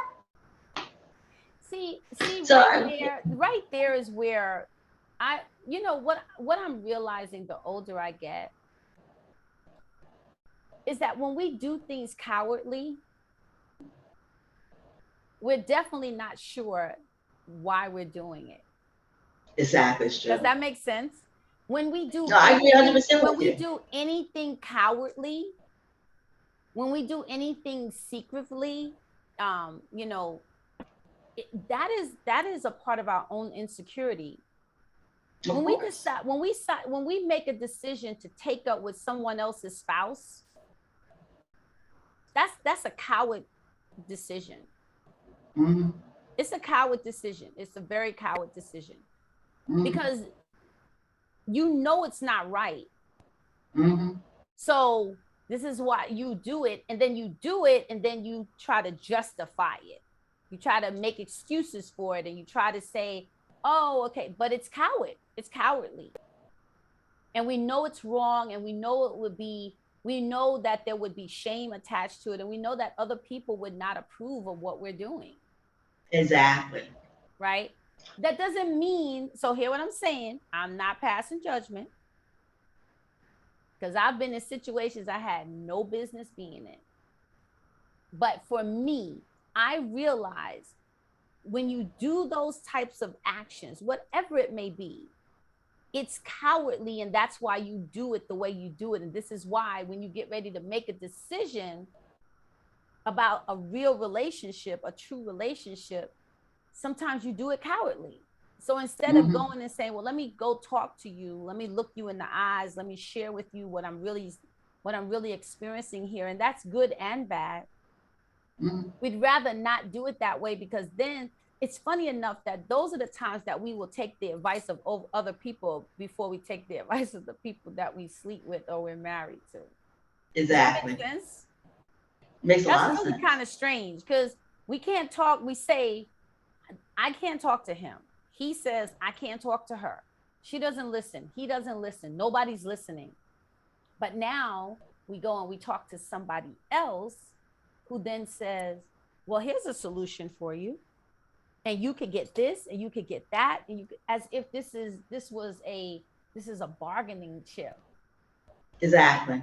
Just like when you have children and it comes down to well, you could get this amount of money and you could get that amount of money and you could do this. And I will tell you, that was one of the things for me that I was like, I'm never, ever going to be in a situation where I'm going to barter my children, or use my children as the dangling. Like, this is what, if you want to see them, then you gotta. And I've said this before, and I know some women probably would get mad at me, but I just don't believe, because when we do that with our children, there's going to come a reckoning day that your children may ask you, well, how much was that worth? And That's then right. you'll say, what do you mean? Well, how much was I worth? Like, how much did daddy need to have, or how much money did mommy need to have that I would have been able to see my father or my mother? And I'm sure, even though you thought at the time you were doing the right thing, there is no dollar amount that you would be able to look your children in the eye and tell them they needed this in order for them to have been able to be in your life and have a relationship with you. So that's so true. Right about that. So nonetheless, just Yeah. look at your whys. Look at your why. Because your why is everything. Your why is why you do what you do. Your why is your existence. Your why is why you wake up every day, and then you decide the decisions that you make. You know, at points in our lives, our why is to, for ourselves. I want to graduate from college. I got to graduate from high school. I want to get a good job. I want to, okay, then as you get older, my why is I don't want to grow old by myself. I want a partner in life. I want to experience this. I want to experience that. And then you have children, and then your children become your why for probably the rest of your lives. Even when they are gone and they now have their own whys. That's right. It's true. But then look at it that way. You have to then choose a whole nother set of whys once your children are out of the house and they're living their own lives. Like we're doing. Right. I mean, like this being, because, I was thinking the other day, I would say, I'm in Orlando, I was driving, and I was like, wow, I just felt good. And, we used to come down here often because, my mother-in-law lived down here. And it's just like, I felt like, wow. And I evoked, we was on the phone too. I evoked all this good energy in me. And it was like, life changes, because never in a million years when we were coming down, me and my family, that I would think I would just be single again, and literally I was in the car. We got the car seats, the kids, me, him. Sometimes we have the dog with us. Here I am driving the car just by myself. Yes. No car seats, no dog, no children. And it's Right. like, wow. And it's amazing like how your life does go full circle. Yes. It could have even been, okay, we would have stayed married, then it would have Right. been just like we started dating again, just the two of us in the Right. car together. Right. And now it's like I felt like, wow, like I'm back to just me in the car, like now I need to get a two-seater like I have for so many years, me and my pocketbook, you know.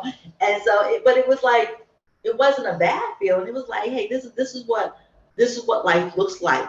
Yes. This is what my life looks like right now. Yes. And it's okay. It's I okay. went yesterday, I said breakfast brunch, which I'm starving now. I need to go have me some more brunch by Right. myself, and it was like it was cool, you know what I mean? I tell you, like now, like this time when I left the house, I was ready. I was ready before, but even when after the divorce and me just traveling with my children, Yes. my son gets all the suitcases in the car. He makes sure the garbage is out. My daughter makes Right. sure we gotta cut the heat down and cut the heat off. She checks the lights, whatever. And literally, I would just walk down with my pocketbook and just prance to the car. And at this point, they're not driving yet, so I'm in the driver's seat. And they say, "Mommy, we got everything. We're ready to go." Now it's like, oh, Stephanie, make sure you got the You put the garbage garbage out. out. You turn the heat down. Yeah, You put the got shades your down. luggage in the car. But this day is funny. I just I cut the heat, make sure the lights, whatever, make sure everything's off. But I walked out my little travel bag and got in the Yes. car. I was like, okay, I got this. Right. But I left in September Because to your go. I why was like, oh, changed. I had a bigger suitcase. I was like, where's Sadie? He brings the suitcases down. He puts them in the Your car. why has changed. But isn't it a That's lovely what thing when happens, your why and it's changes? right? And it's all good because you have to like I can't live back there in that space. You can't go backwards. You can only go No. forward. You Yep, know, and absolutely. here you are. And you And it's can't so stay funny. stuck. You can't stay stuck because before we're here, we're at SeaWorld, Disney, whatever. I haven't even been on International Drive. I'm not even trying to go over there. Okay, that's not what I came here for. But it's just interesting, you know what I mean? That how your life just it's just a whole different life. Like Yes, me and my kids, absolutely. we like to hit that Waffle House because we don't have one by us. And Yeah. I was like, so they said you want a booth? I said I can sit right here at the bar. It's just me. Right. I'm good. You know. So it's all good. It's usually me and one of them or both of them. So that was interesting yesterday. I'm not gonna lie. Oh, I love that. I Yes, love yes, that yes. because that's what life is about. Your why It changes. is. It is. Your why It changes is. over and over and over again. It does. I have a quote that was saying something like, even though like you don't see that your life is changing, it was like just that needle on your life, what do I call it? Your lifespan. The needle Yes. moves ever so slightly. So even Yes. though it appears like today was like yesterday, it really wasn't. It wasn't. Because it can't be. Every day your life is changing and evolving as it should, and so should you. So you do have to go back and evaluate, and you have to work at your marriage, and it should be Yes. a job that you want to go to every single day. You have to show up, you know and that person, and you have to, another thing that people do, you want to share all the good times with your friends, because we all have male friends, females, and the males have female friends. You have to really limit those things when you're in a relationship, because it doesn't, not to say that we are human, not to say that there will be an involvement, but there could be, it's a lot of emotional involvement. You know what I mean? So you're on your way Mm-hmm. home to your wife, your friend, platonic friend calls you, and y'all just kikiing up about all the funny stuff. Your wife, like, now all the kiki and funny stuff you already shared with somebody, so Right. you don't have nothing to share with her. Right. So now y'all Right. y'all end up talking about all the hard stuff. You know what I mean? Or you got kids soccer practice, basketball practice, whatever they got to go to. Oh, we had an unexpected bill, the window broke, whatever. So it's like, and I learned this from my mentor. So you start eventually looking at that person that you're married to like she's the stress. Whereas this friend over here, Absolutely. she's the relief, because we keep keying Right. up. But you don't got That's very nothing true. going on. And the same thing with the female. You know what I mean? That's your friend, your platonic friends, and every time you see him, oh girl, you look good. You haven't changed since we were in college. And he just has all the compliments for you. You know, and the husband, he just sees you and you look like stress and all this kind of stuff. So he don't have no compliments for you. Yeah. Next thing you know, Yeah. I remember that's a lot of the pastor said once before that men see sometimes their lives and their marriage and their wives and their children and all the things that they're responsible for as liability. And oh, I absolutely. and I remember I was devastated when he said that. I was devastated. Like, what? But he said, yeah, he says, you know what? Think about it. If a man is doing what a man needs to do, and he's, doing his role as the head of the household, as a husband, as a father, as even if you work, he's still responsible for Mm-hmm. his household. And Mm-hmm. sometimes the stress of life, it starts to feel like, he's like, he leaves work, he gets to his car and he realizes, got to pay for this car. He Mm-hmm. pulls up to, he's struggled through traffic. He pulls up to the house and he goes, there's another liability because he's got to pay for the house and keep this roof over our heads, Mm-hmm. right? And then when he opens the door and you, the wife, and the kids are now, daddy, daddy, daddy, hey, babe, how are you? He goes, and oh my God, and I still got to take care of them. Mm-hmm. And like I said, in the beginning, I was very insulted. I was very hurt by that statement. But here, hence again, sometimes we misunderstand the roles.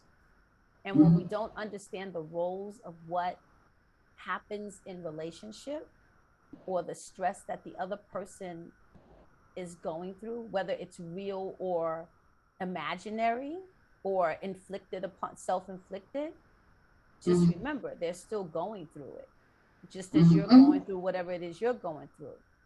And so it's important to remember that, especially now at this time going on in our world right now, in our universe. Everybody's going through something. Yeah, they Everybody is really are. going through They really something. are.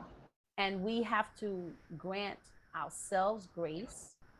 Mm-hmm. And we definitely have to grant grace to those in our lives that we love, our husbands, our Mm-hmm. wives, our children, our siblings, our quote unquote employees. Mm-hmm. And of course, there are times that you would feel like, well, I need grace and no one's giving it to me. Mm-hmm. But that's why it's called grace, Mm-hmm. It right? just should. Because every day God gives us grace. If it had not been for his Yes, they grace, do. Yes, they do. had it not I been know for when I his was grace, married, I would try to give you my know? like I read this article years ago that said if a man comes home and he smells food cooking, it instantly distresses him. So I would have like the food, and the kids was always in the bed by the time he came home. While he was just Mm-hmm. getting home when I was bathing them or whatever, getting ready for bed. So he could just have that time, just to To breathe, to de-stress. Yeah. relax, or whatever, but like and I did what I did, and just to try to, I worked on my business, whatever. But it was like when I never forget when I got pregnant with my daughter, and I said to him, he was like, "Oh, you have to stop working," because I was working part-time plus running my business, and I went into false labor, and I was like really uncomfortable. I said, "Are you ready really to take on all of this? Are you ready?" You know Right. what I mean? Because what I did do is I gave him a down payment for the house, which is like my money, and I paid off all of my personal bills. So really, the only thing we had was the house, and then I got a car. I needed a new car, and so that was it. So to limit all that and just watch, like he was the CEO and I was the CFO, and at that point, it was running really, really well. Mm-hmm. But like I said, that when I don't know. I mean, I never could understand, but I just seemed like the more that he grew, the more that he wasn't interested, Mm. you know. So, I don't, that's the way I see it. I'm sure I don't Right. know, but I just see, so because it was like, I tried to, I was definitely financially abused in a relationship, no ifs, ands, and buts about it. but I tried to limit all of those things, but you're still doing all these things. And I'm Right. like, we always say, but we don't live that kind of lifestyle. It never computed to me. you know, but Well, you know, that's a at the prime same time, example of somebody's why changing, but you didn't know why. exactly, you There's know, something and somewhere along the line, his why changed and you didn't, but you didn't know his why changed. exactly. And it was more like you need to do this, you need to be working when you do this. And at that point, I'm like, well, I'm not doing any of those things because I have to take care of our children. Mm-hmm. You could build. I was not about to put my kids like, you know, that was fearful for me. Like I had to show up for my kids every single day Right. and be there for my children, you Right. know, and especially when I had like no help like that because I didn't have any family that lived close. And I didn't know if they were gonna go to family, to be honest with you, after how I was raised. You know what I'm saying? Right. So Right. no, because you're able to build everything you have to come home whenever you want to come home, whatever, because I got this. And Right. even now, when I look back on it, all the things that my children are achieving, and the fact that nobody ever touched my children, and all these things, if I had to do it all over again, I'd do it the same way. Right. Exactly. Because in the end, they became the priority, you know, Mm-hmm. because whatever you have or you feel that you don't, I'd be like, hey, we don't need all this stuff. We don't need this big old house. We can sell the house. We can Right. scale down. Because Right. it's about these children. It's about raising this family. That was my head. And I think he was like, no, we need a bigger house. And if you did more, we get bigger, bigger, bigger. And they're like, no, we don't need bigger, bigger, bigger. You know, Right. we need to maintain what we have, or if we need to go down more. See, that's something about me. Right. To You know, I to think he's right different. to deflate the stress that's going on, and instead we feel like the more we have, the more we have to make it bigger, like you said, and we don't even realize how much stress we put on ourselves, unnecessary stress that we don't have to Mm-hmm. have. Right. Yeah. So Yeah, like yeah, we're not that well. Hey, it's all good. You know, it's not that serious.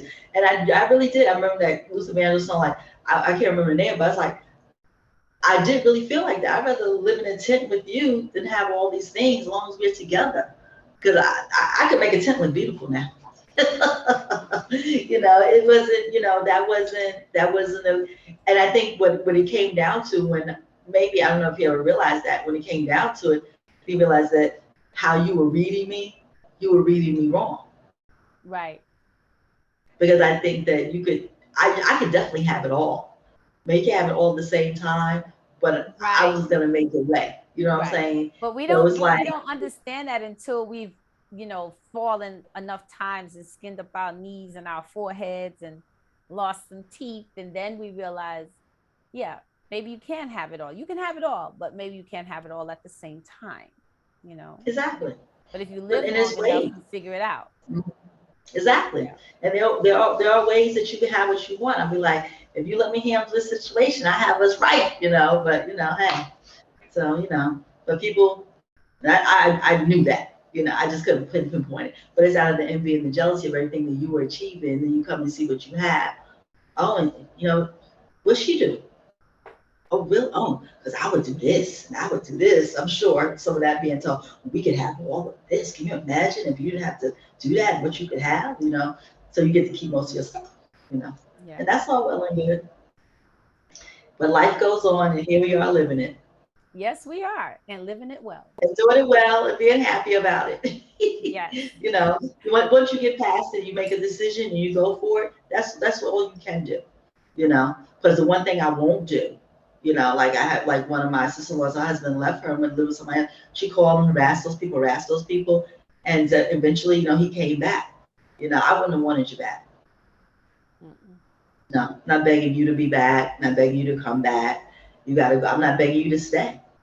They You say if know, someone no, leaves no, and they come back, let him send go. them away again. Yeah, let them go. So it's like you want. I can't. And I think that sometimes, but I do think men and women, you say things and make people, oh, I'm gonna make them, Yeah. you know. And he said, oh, you threaten me all the time. I was just saying, like, it seems like you don't want to be married. I'm just asking if you don't want to be married, Yeah. let me know. Yeah. I said because I could go marry somebody else and and raise my children, raise our children. I don't think I think it's an honest question. Yeah. Some people may feel it's a threat. It's an honest question. You Well, I know. think it's an honest question, and it's the question like we all need to be in the habit of asking ourselves why, Mm-hmm. We have to ask the people that we're engaged with in our lives why. Mm-hmm. And we definitely, when we're confused or we're unclear or we're uncertain or we just Mm-hmm. simply don't know, we don't even know that we don't know, you Mm-hmm. have to ask why. It's important. Mm-hmm. Why is a full and complete sentence. Yes, it And is. Yes, you it and is. you must learn to use it more Mm-hmm. often than we do. And sometimes Yeah. we don't ask the why because we really don't want to know the truth. Oh, well, Because absolutely. sometimes we already Absolutely. know the answer and we're hoping that that's not the answer, but a lot of times we already know the answer. But Mm-hmm. even that, you still have to ask the question so that you have Mm-hmm. clarity, because then clarity Mm-hmm. gives you the ability to make better decisions and make Mm-hmm.